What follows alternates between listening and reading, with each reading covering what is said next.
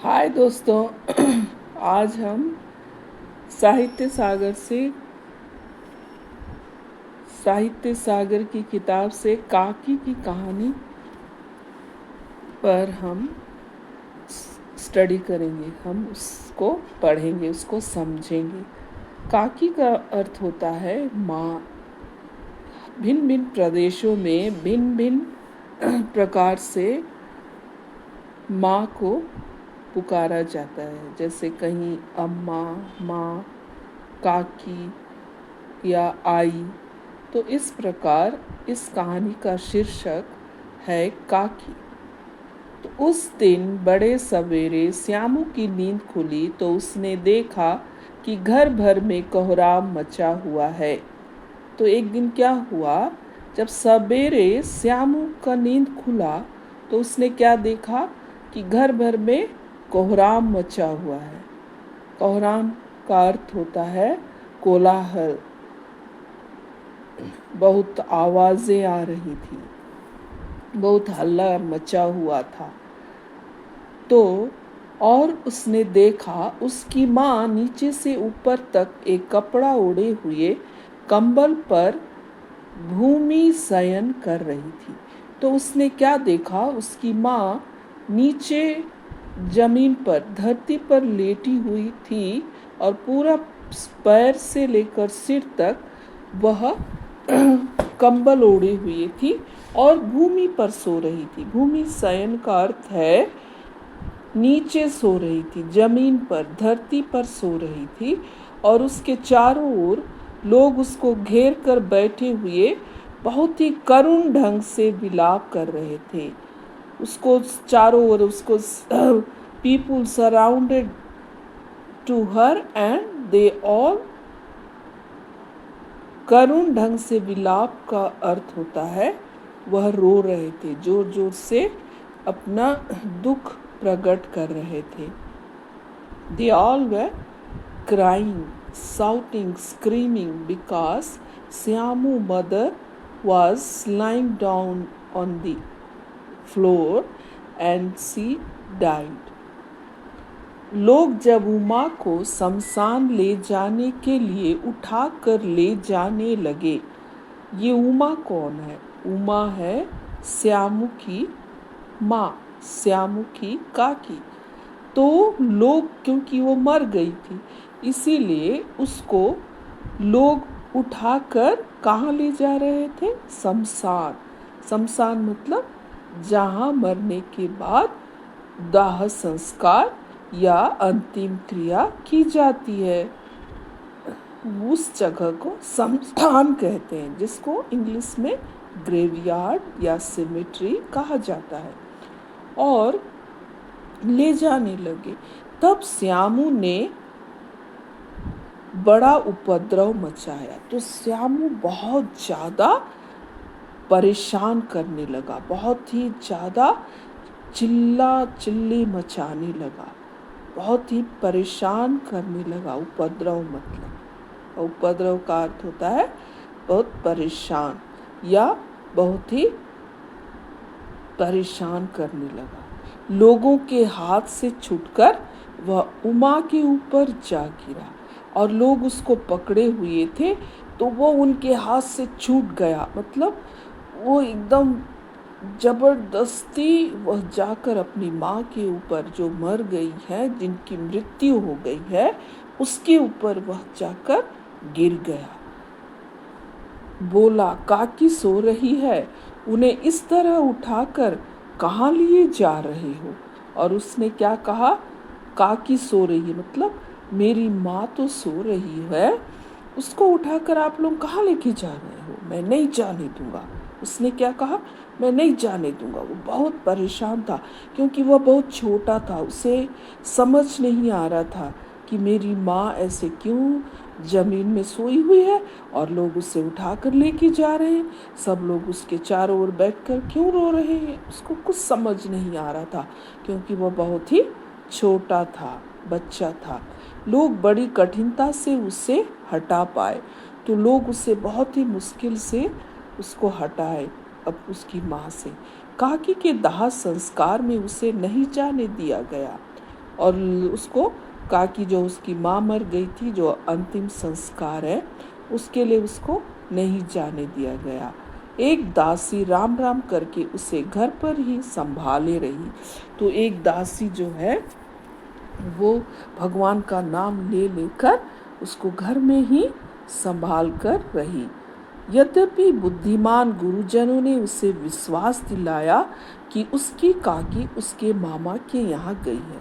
तो कुछ लोग थे जो गुरुजन थे, जो बड़े लोग थे, उन लोग उसको बोल रहे हैं कि तेरी माँ जो है ना वो तो मामा के घर गई है। परंतु असत्य के आवरण में सत्य बहुत समय तक छिपा न रह सका। लेकिन वो तो असत्य बोल रहे थे, झूठ बोल रहे थे, तो उसके कवर में, आवरण मतलब कवर, उसका पर्दा में बहुत देर तक सत्य नहीं छिपा रह सका। They can't hide many days this लाई। तो क्या हुआ, आसपास के अबुझ बालकों के मुंह से ही वह प्रकट हो गया। तो वो जब सुबह या दिन में कभी खेलने के लिए जाता तो वहाँ के बच्चे उसको बच्चों के द्वारा उसे पता चला कि उसकी माँ है ना मर गई है, उनकी मृत्यु हो गई है। यह बात उससे छिपी न रह सकी कि काकी नहीं रही, ऊपर राम के यहाँ गई है। तो ये बात उस लोग छुपा न पाए और उसको पता चल गया मेरी मम्मी की मृत्यु हो गई है और वो राम के यहाँ गई है, राम भगवान के यहाँ गई। काकी के लिए कई दिन तक लगातार रोते रोते उसका रुदन तो क्रमशः शांत हो गया। बहुत दिनों तक काकी के लिए रो रहा था, रोते रोते क्रमशः मतलब almost he kept quiet. He was crying many days, but now he kept quiet. परंतु शोक शांत न हो सका, बट वह अंदर से बहुत ही दुखी था। शोक मतलब दुख। वर्षा के अंतर 1-2 दिन में ही पृथ्वी के ऊपर का पानी तो अगोचर हो जाता है, परंतु भीतर ही भीतर उसकी आर्द्रता जैसे बहुत दिन तक बनी रहती है, वैसे ही उसके अंतःस्थल में वह सूख जाकर बस गया था। वह प्राय अकेला बैठा बैठा शून्य मन से आकाश की ओर ताका करता। तो वर्षा के जब वर्षा होती है मतलब बारिश होती है, उसके कुछ दिन के बाद पृथ्वी के ऊपर जो है ना धरती, वो क्या हो जाता है, वो पानी नहीं दिखता, अगोचर मतलब वो गायब हो जाता है। लेकिन उसके अंदर अंदर में क्या होता है, आर्द्रता मतलब एक मॉइस्चर रहता है, वो भीगा हुआ रहता है। वैसे ही उसके ऊपर से तो वह नहीं रो रहा है, लेकिन उसके अंतःस्थल में inner heart he was so sad about his mother. वह प्राय अकेला बैठा बैठा शून्य मन से आकाश की ओर ताका करता। So he was just sitting alone and looking up to the sky and he was so sad. Okay. एक दिन उसने ऊपर आसमान में पतंग उड़ती देखी। One day he saw one kite flying on the sky. तो क्या है, उसने क्या देखा, एक पतंग को उड़ते हुए देखा। कहाँ पर, आसमान में। न जाने क्या सोचकर उसका हृदय एकदम खिल उठा। वो सब कुछ सोचा और वह एकदम एक्साइटेड हो गया और बहुत ज़्यादा खुश हो गया। विश्वेश्वर के पास जाकर बोला, काका मुझे एक पतंग मंगा दो। और उसके पापा के पास जाकर बोला, पापा मुझे एक पतंग मंगा दो। पत्नी की मृत्यु के बाद विश्वेश्वर अनमयस्क रहा करते थे, तो उनकी वाइफ की भी मृत्यु हो गई थी, तो वो बहुत ही ज़्यादा दुखी रहा करते थे। कहीं उनका मन नहीं लगता था। अच्छा मंगा दूंगा कहकर वे उदास भाव से कहीं और चले गए। So he told, okay I will bring kite for you, and he just told and he just went out from there. Very sadly he went out. Shyamu पतंग के लिए बहुत उत्कंठित था। तो श्यामू जो है ना बहुत ज़्यादा उत्कंठित था, मतलब बहुत ही ज़्यादा उत्साहित था, वह बहुत एक्साइटेड था। वह अपनी इच्छा किसी तरह रोक न सका। तो वह, उसके पिता तो उसकी ओर ध्यान नहीं दे रहे थे, वो अवॉइड कर रहे थे, उसको इग्नोर कर रहे थे। तो उसने क्या किया, एक जगह खूंटी पर विश्वेश्वर का कोट टंगा हुआ था। एक जगह में जो उसके पापा है उनका कोट टंगा था। इधर उधर देखकर उसने एक स्टूल सरका कर रखा और ऊपर चढ़कर कोट की जेबें टटोली। उनमें से एक चवन्नी का आविष्कार करके वह तुरंत वहाँ से भाग गया। तो उसने कोट में से कुछ पैसे निकाले। कितने पैसे? 54। इसको याद रखना क्योंकि ये क्वेश्चन में आता है। 54 एक 25 पैसे। आविष्कार मतलब डिस्कवर किया उसने और वहाँ से भाग गया। सुखिया दासी का लड़का भोला श्यामू का समवयस्क साथी था। तो उनके घर में जो काम करती थी एक सुखिया नाम की कोई महिला, उनके लड़के का नाम था भोला और जो श्यामू के ही उसका वही समान उम्र का था। मतलब उसकी और उसकी भोला की और श्यामू की जो आयु है वो समान थी, एक जैसी थी। श्यामू ने उसे चवन्नी देकर कहा, अपनी जीजी से कहकर चुप एक पतंग और डोर मंगा दो। तो उसने कहा अपनी जीजी से कहो, मतलब अपनी बड़ी बहन से, कि चुपचाप से एक क्या मंगा दे, पतंग और एक रस्सी मतलब डोर। देखो खूब अकेले में लाना, कोई जान न पाए। तो बहुत ही शांत से जाना, चुपचाप से, कोई जानना नहीं चाहिए। क्योंकि उसने पैसे चुराए थे, 25 पैसे उसने अपने पापा की कोट से चुराए थे। पतंग आई एक अंधेरे घर में, उसमें डोर बांधे जाने लगी। तो पतंग उसकी दीदी ला कर दी। तो एक घर जो अंधेरा था कमरा, उसमें दोनों जाकर उसमें डोर बांधने लगे, रस्सी बांधने लगे पतंग पर। श्यामू ने धीरे से कहा, भोला किसी से ना कहो तो एक बात कहूँ। तो श्यामू बोल रहा है कि भोला मैं तुमको कुछ बताना चाहता हूँ। भोला ने सिर हिलाकर कहा, नहीं किसी से नहीं कहूँगा। श्यामू ने सिर हिलाकर कहा, मैं यह पतंग ऊपर राम के यहाँ भेजूँगा, इसे पकड़कर काकी नीचे उतरेगी। मैं लिखना नहीं जानता, नहीं तो इस पर उसका नाम लिख देता। तो उसने यह बताया भोला को। भोला श्यामू से अधिक समझदार था। उसने कहा, बात तो बहुत अच्छी है, परंतु ये कठिनता है। यह डोर पतली है, इसे पकड़कर काकी उतर नहीं सकती, इसके टूट जाने का डर है। पतंग में मोटी रस्सी हो तो सब ठीक हो जाएगा। तो श्यामू सुना ये सब और वो गंभीर हो गया। मैं कहाँ से पैसे लाऊं, ऐसे वो सोचने लगा। मतलब यह कि 1,00,000 रुपए की बात सुझाई है। तो वो सोचना था, आइडिया तो अच्छा दिया इसने, लेकिन मैं पैसे कहाँ से लाऊंगा।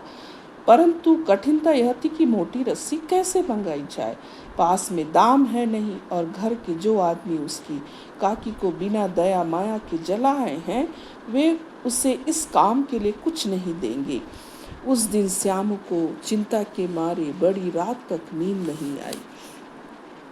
पहले दिन की तरकीब से दूसरे दिन उसने विश्वेश्वर के कोट से 1 रुपया निकाला, ले जाकर भोला को दिया और बोला, देख भोला, किसी को मालूम न होने पाए, अच्छी अच्छी 2 रस्सियाँ मंगा दे, 1 रस्सी ओछी पड़ेगी।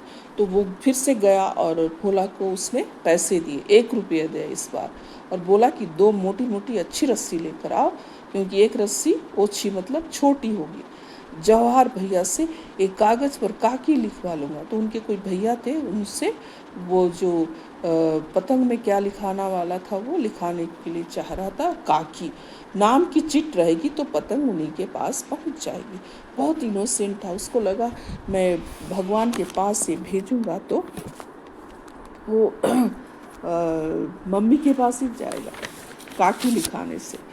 2 घंटे बाद प्रफुल्ल मन से श्यामू और भोला अंधेरी कोठरी में बैठे बैठे पतंग में रस्सी बांध रहे थे।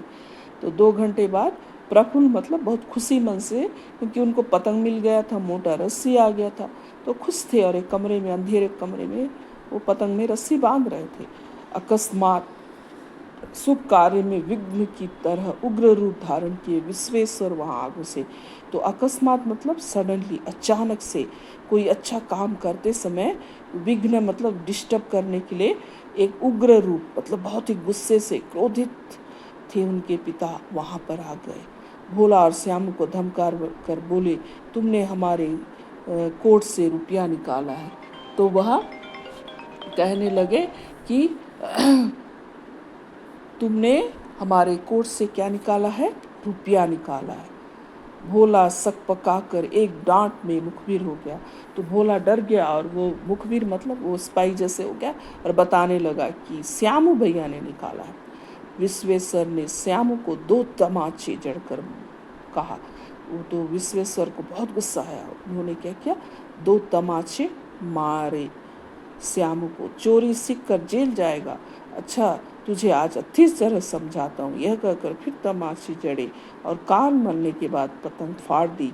अब रस्सियों की ओर देखकर कहा, ये किसने मंगाई? भोला ने कहा, इन्होंने मंगाई थी।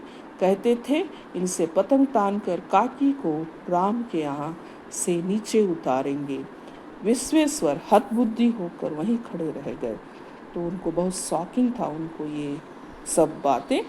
और उन्होंने फटी हुई पतंग उठाकर देखी। उस पर चिपके हुए कागज़ पर लिखा हुआ था काकी। और उन्होंने जब पतंग को उठाया और देखा तो उसमें क्या लिखा था? काकी। Okay children, bye.